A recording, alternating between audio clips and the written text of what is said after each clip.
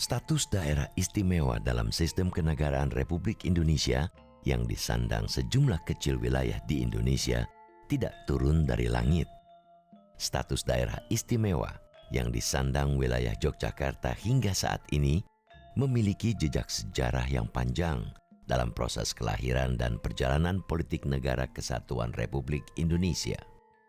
Terutama jejak dukungan dan keterlibatan besar Kesultanan Yogyakarta dalam mempertahankan keberadaan Republik Indonesia sebagai negara yang berdaulat pada masa revolusi mempertahankan kemerdekaan bangsa Indonesia.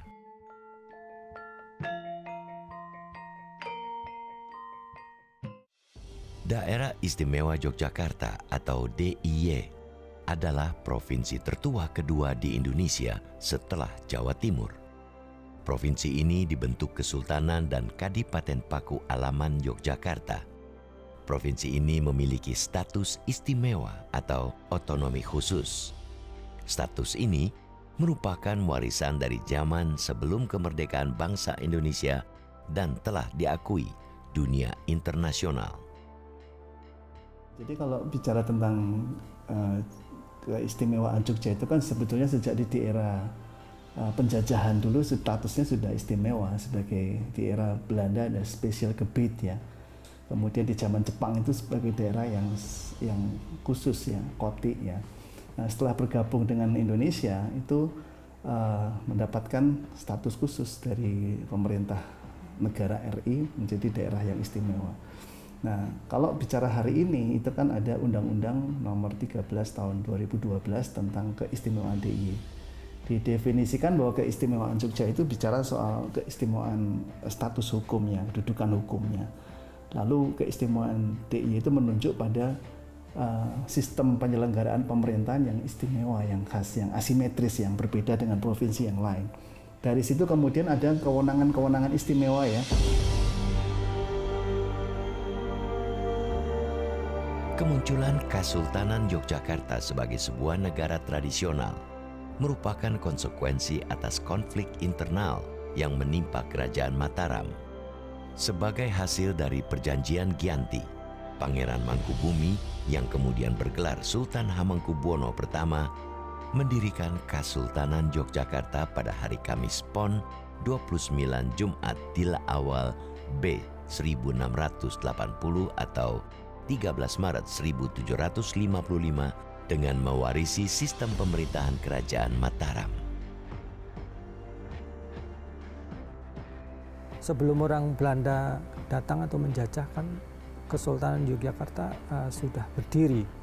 Ya, sebelum pemerintah kolonial didirikan awal abad 19, Kesultanan Yogyakarta sudah ada sejak 1755. Jadi dia sudah eksis dulu sebagai sebuah negara yang merdeka.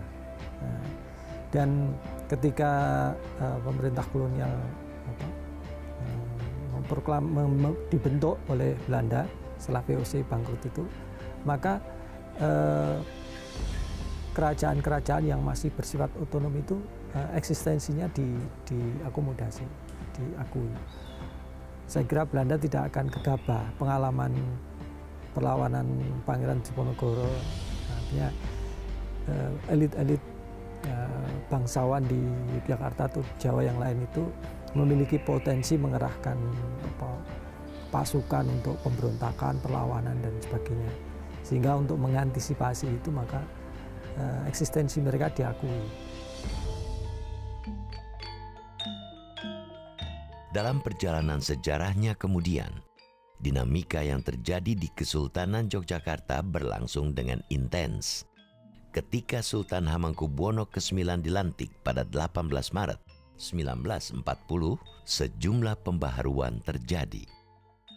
Dalam pidato pelantikannya, Sultan Hamengkubuwono ke-9 menunjukkan bahwa dirinya adalah pemimpin yang peduli dengan kepentingan rakyat. Sultan menyatakan sejumlah gagasan pembaharuan dan reorganisasi dengan memadukan unsur-unsur tradisional dan birokrasi pemerintahan baru yang berfungsi melayani rakyat. Pada pertengahan Agustus 1945, saat militer Jepang yang menduduki wilayah Indonesia sejak tahun 1942 takluk kepada sekutu, berbagai perubahan besar dalam kehidupan sosial politik di Indonesia terjadi. Saat Soekarno dan Hatta atas nama bangsa Indonesia memproklamirkan kemerdekaan Indonesia pada tanggal 17/1945, Sultan Hamengkubuwono ke-9 langsung mengirim telegram ucapan selamat atas kemerdekaan Indonesia pada Soekarno-Hatta. Lewat ucapan selamat ini, Sultan Hamengkubuwono ke-9 secara tidak langsung menunjukkan dukungan dan pilihannya untuk bergabung dan menjadi bagian dari negara baru yang diproklamasikan tersebut. Di waktu itu memang Kesultanan Ngayogyakarta itu sudah punya sistem pemerintahan sendiri, sudah punya undang-undang sendiri, ya. Tapi beliau mengatakan tidak ada negara dalam negara. Kalau beliau berdiri sendiri, nanti Republik Indonesia itu seluruh Indonesia, kan ini berarti negara dalam negara. Beliau tidak mau, lebih baik menyatakan bergabung. Monggo, saya sekarang tunduk pada Undang-Undang Dasar 45.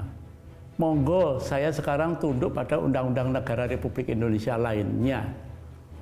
Oleh sebab itu, Bung Karno juga menghargai tulus, ikhlas, dan jasa baik Sri Sultan Hamengkubuwono, sehingga kemudian dimasukkan dalam Undang-Undang Dasar 45. Pasal 18B yang menyatakan negara mengakui dan menghormati adanya satuan daerah yang bersifat istimewa. Itulah Jogja. Menurut saya itu sebuah pilihan kenegarawanan beliau ya. Kalau bicara peluang untuk merdeka sendiri, oh jelas dong. Itu pada waktu itu pihak penjajah juga memberikan peluang dan iming-iming juga untuk mendukung Kesultanan dan Kadipaten Pakualaman ini. Tapi Sultan adalah seorang yang ikut berproses kan di dalam proses pengkristalan nasionalisme Indonesia, sehingga adalah sebuah pilihan bagi dia, dan akhirnya kita melihat dia punya pilihan untuk mendukung bergabung dengan RI. Jadi saya pikir itu sebuah pilihan kenegarawanan beliau gitu.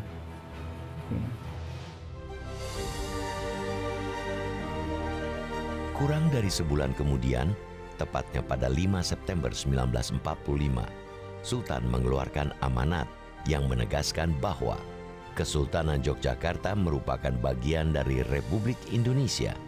Amanat Sultan ini sehari kemudian langsung direspon pemerintah Republik Indonesia. Pada 6 September 1945, Presiden Soekarno mengeluarkan piagam penetapan kedudukan istimewa bagi Kesultanan Yogyakarta dan Kadipaten Pakualaman sebagai bagian dari Republik Indonesia. PPKI itu kan 3 kali ya, jadi tanggal 18 Agustus, 19 Agustus dan 22 Agustus. Yang di 18 Agustus itu kan salah satunya mengesahkan Undang-Undang Dasar 45, dan UUD yang disahkan oleh PPKI ini adalah UUD yang punya keberpihakan pada keistimewaan daerah-daerah yang istimewa, karena di pasal 18 jelas sekali diakuilah, dihormatilah daerah-daerah yang punya asal-usul yang khusus, yang punya susunan asli yang bisa disebut sebagai daerah istimewa. Sementara itu, berdasarkan pembahasan rancangan undang-undang terkait susunan dan kedudukan daerah Yogyakarta di Komite Nasional Indonesia Daerah atau KNID Yogyakarta, Sultan Hamengkubuwono ke-9 dan Paduka Sri Pakualam ke-8 pada 18 Mei 1946 mengeluarkan maklumat nomor 18. Maklumat yang dikeluarkan dengan persetujuan BPDPR Yogyakarta ini merupakan realisasi dari keputusan Sidang KNI Daerah Yogyakarta pada 24 April 1946. Sebelumnya, dalam sidang pertamanya DPRD Yogyakarta yang dibentuk pasca pembubaran KNID Yogyakarta mengesahkan rencana maklumat nomor 18, di mana dalam maklumat ini nama daerah istimewa Yogyakarta secara resmi digunakan untuk menandai bersatunya dua monarki, yakni Kesultanan dan Pakualaman dalam sebuah daerah istimewa. Jadi dalam panitia persiapan kemerdekaan kan wilayah republik dibagi 8 provinsi. Nah, semua provinsi ini sudah ada gubernurnya. Seperti tapi Sultan Yogyakarta tetap tidak menjadi bagian daripada itu karena status istimewanya itu. Pada sepanjang tahun 1946 hingga 1949, saat berlangsung revolusi untuk mempertahankan kemerdekaan Indonesia yang tengah dirongrong Belanda lewat nikah atau pemerintahan sipil Hindia Belanda, pihak Kesultanan dan Pakualaman Yogyakarta menjadi pendukung sepenuhnya keberadaan Republik Indonesia. Setelah menyatakan bergabung, itu Sultan dan juga Pakualam menyatakan diri untuk memimpin Yogyakarta sebagai daerah istimewa di dalam Republik Indonesia. Itu di dalam amanat 5 September tahun 45. Itu makanya disebut sebagai embrio keistimewaan Jogja. Nah, kemudian yang menarik, setelah menyatakan ya, jadi pihak Kesultanan dan Pakualaman menyatakan mendukung, bergabung dan menyatakan sebagai daerah istimewa, tapi juga membuktikan bahwa itu bukan omong kosong, bukan sekedar bergabung untuk cari selamat, enggak loh, bukan gabung untuk mencari aman, enggak, tapi justru untuk menyelamatkan republik yang baru disebut bayi ini, gitu ya.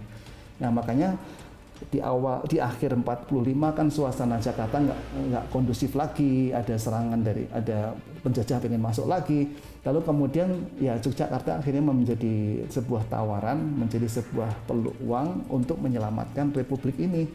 Nah, lalu 4 Januari 46 jadilah pindah di Yogyakarta, ibu kota republik, dan itu berbicara tentang kontribusi yang sebenar-benarnya, karena apa, fasilitas, infrastruktur, pembiayaan pemerintahan, termasuk pengcoveran kepemimpinan itu dilakukan oleh Yogyakarta untuk mendukung pemerintahan Indonesia itu.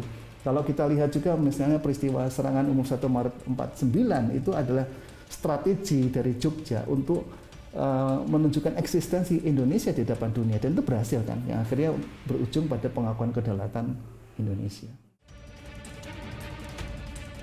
Setelah pengakuan kedaulatan Indonesia oleh Kerajaan Belanda sebagai konsekuensi hasil Konferensi Meja Bundar atau KMB pada 27 Desember 1949, negara Republik Indonesia yang beribu kota di Yogyakarta hanyalah sebuah negara bagian dari Republik Indonesia Serikat atau RIS.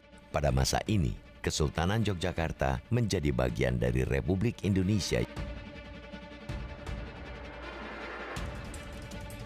Dan negara-negara yang jumlahnya ada 6 negara bagian. Mereka tergabung dalam BFO itu, yang cenderung atau menjadi bonekanya pemerintah kolonial, setuju dengan bentuk negara serikat. Nah, ketika pembentukan RIS ini, Republik Indonesia hanya bagian dari Republik Indonesia Serikat itu, sehingga ketika RIS terbentuk, Soekarno dilantik kembali sebagai kepala negara atau presiden RIS, Soekarno. Lalu RI itu yang wilayahnya saat itu terdiri dari Yogyakarta, Aceh, Banten, Jawa Tengah, ya kalau nggak salah itu ada 6 wilayah sebetulnya, itu dipimpin oleh Mr. Asaad sebagai presiden. Nah, statusnya RI seperti negara-negara bagian yang lain tuh, negara Pasundan, negara Indonesia Timur dan sebagainya itu, yaitu sebagai bagian dari RIS. Nah, situ. Nah, pada waktu negara Indonesia Serikat itu sebetulnya posisi Jogja itu sangat kunci sekali ya, sebab ketika Indonesia berada di dalam posisi negara serikat itu kan sebetulnya berpeluang kita berpecah belah dan akhirnya berdiri sendiri-sendiri. Nah, tetapi kan di situ Yogyakarta mempunyai kepemimpinan ya, dan kekuatan untuk akhirnya mengembalikan kepada NKRI ini. Republik yang baru berdiri, yang sedang digoyang dan terus digoyang, dan ketika di zaman RIS itu berpotensi untuk berpecah belah. Tapi kekuatan Yogyakarta itu menjadi magnet. Kan sampai akhirnya di RIS itu menjelang April, Mei di tahun 50 itu kan kemudian bergabung, masing-masing bergabung. Akhirnya kan tinggal menjadi 3 negara bagian waktu itu, Republik Indonesia yang ada di Yogyakarta, kemudian ada Indonesia Timur, kemudian di Sumatera kan tinggal itu, dan akhirnya ada konferensi yang akhirnya menyatukan kembali, semua sepakat untuk kembali menjadi NKRI, dan itu salah satu kekuatan pengaruh dari Yogyakarta. Kenapa? Karena di tahun 50 itu juga Yogyakarta dikuatkan oleh Undang-Undang Nomor 3 tahun 50, yaitu pembentukan Daerah Istimewa Yogyakarta. Itu di situ. Dan lewat kekuatan keistimewaan itu menjadi daya magnet untuk menggerakkan kekuatan daerah-daerah di nasional itu untuk kembali membangun kesatuan. Pada 17 Agustus 1950, seiring dengan keputusan pemerintah Republik Indonesia dan sejumlah negara bagian RIS, termasuk Kesultanan Yogyakarta, untuk membubarkan keberadaan RIS dan kembali ke bentuk Negara Kesatuan Republik Indonesia, status Yogyakarta sebagai daerah istimewa yang menjadi bagian dari Republik Indonesia kembali dikukuhkan.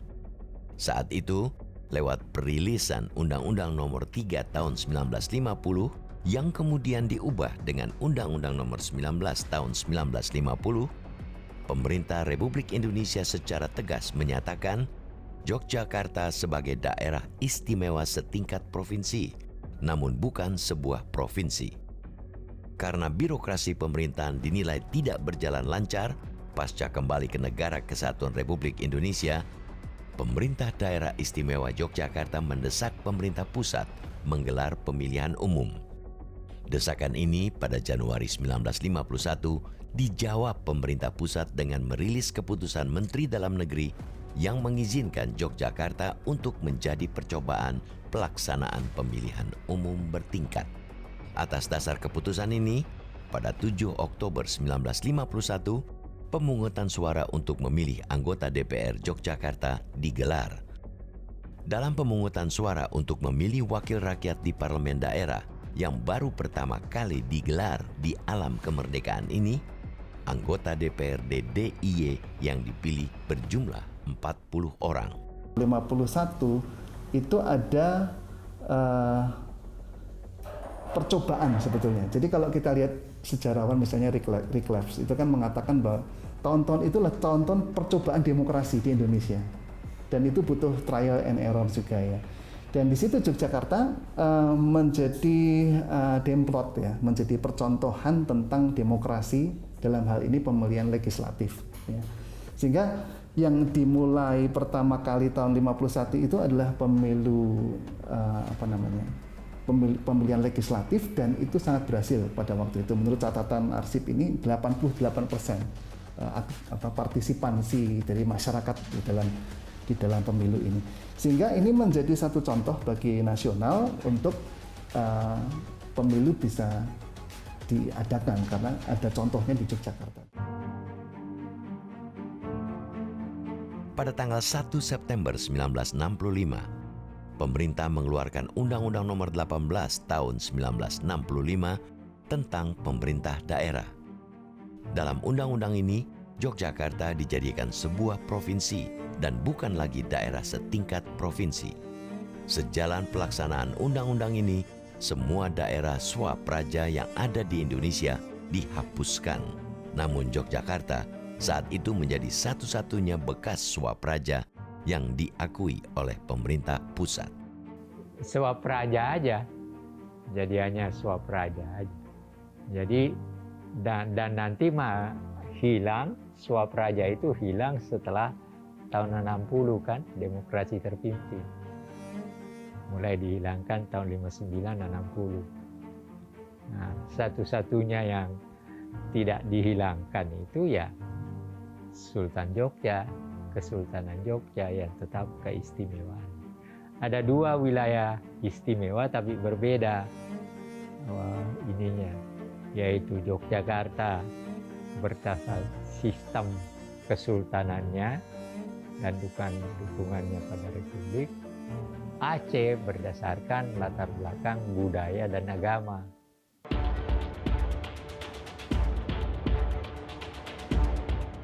Pasca peristiwa Gerakan 30 September 1965, terjadinya pergantian pemimpin pemerintahan dari Presiden Soekarno ke Presiden Soeharto ikut mempengaruhi sistem penyelenggaraan pemerintahan daerah, termasuk daerah istimewa seperti Yogyakarta.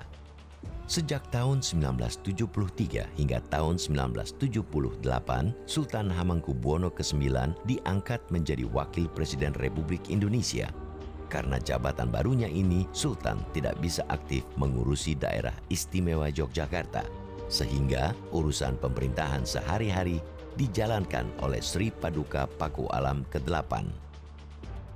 Sementara itu, lahirnya Undang-Undang Nomor 5 Tahun 1974 tentang pokok-pokok pemerintahan daerah yang mendefinisikan desentralisasi sebagai penyerahan urusan pemerintahan dari pemerintah atau daerah tingkat atasnya kepada daerah, ikut mempengaruhi keistimewaan bagi daerah istimewa seperti Yogyakarta. Penyeragaman kedudukan pemerintah daerah ini kurang memberikan pertimbangan terhadap kearifan lokal dan keberagaman latar belakang tiap daerah. Selain itu, peraturan baru ini juga kental nilai-nilai sentralistik. Hal ini bisa dilihat melalui berbagai macam aturan pengawasan yang ditetapkan. Penyeragaman juga membuat eksistensi daerah istimewa dalam NKRI yang diakui dalam pasal 18 Undang-Undang Dasar 1945 menjadi banyak dipertanyakan.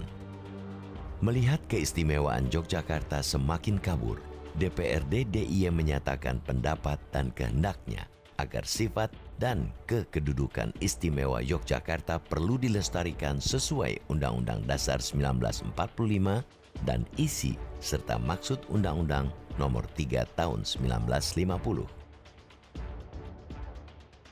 Saat Sultan Hamengkubuwono ke-9 wafat pada 1988, pemerintah pusat tidak mengangkat Sultan Hamengkubuwono ke-10 sebagai gubernur definitif, melainkan menunjuk Sri Paduka Paku Alam ke-8 yang kala itu menjabat wakil gubernur sekaligus wakil kepala daerah istimewa, menjadi pejabat gubernur sekaligus kepala daerah istimewa. Pada saat terjadi aksi gerakan reformasi pada tanggal 20 Mei 1998 atau sehari sebelum pengunduran diri Presiden Soeharto, dalam sebuah acara Pisowanan Agung, Sultan Hamengkubuwono ke-10 dan Sri Paduka Paku Alam ke-8 mengeluarkan maklumat untuk mendukung gerakan reformasi secara damai. Keistimewaan DIY itu adalah keistimewaan di dalam hal ikut dalam sejarahnya ya, menyelamatkan negara. Dan tentu keistimewaan Yogyakarta ini di dalam perjalanannya adalah keistimewaan yang ikut mendukung pertumbuhan negara ini menjadi lebih baik. Itu bisa kita lihat sekali dalam sejarah ya. Nah, kita melihat kembali di tahun 98, itu Jogja pula yang menjadi barometer di Indonesia kan, sehingga ada gerakan massal pada waktu itu yang disebut Pisowanan Ageng, yang itu adalah ya kolaborasi antara raja dan rakyat sebetulnya, manunggaling kawulon Gusti untuk menggulirkan, mendukung reformasi. Nah, sehingga kita melihat alur kehadiran Yogyakarta dan eksistensi Yogyakarta di dalam RI ini adalah dalam rangka yang menyelamatkan, membangun, kalau salah berarti dikembalikan ke arah yang benar, lebih ke situ. Masih di tahun 1998, beberapa bulan setelah acara Pisowanan Agung, Sri Paduka Paku Alam ke-8 meninggal dunia.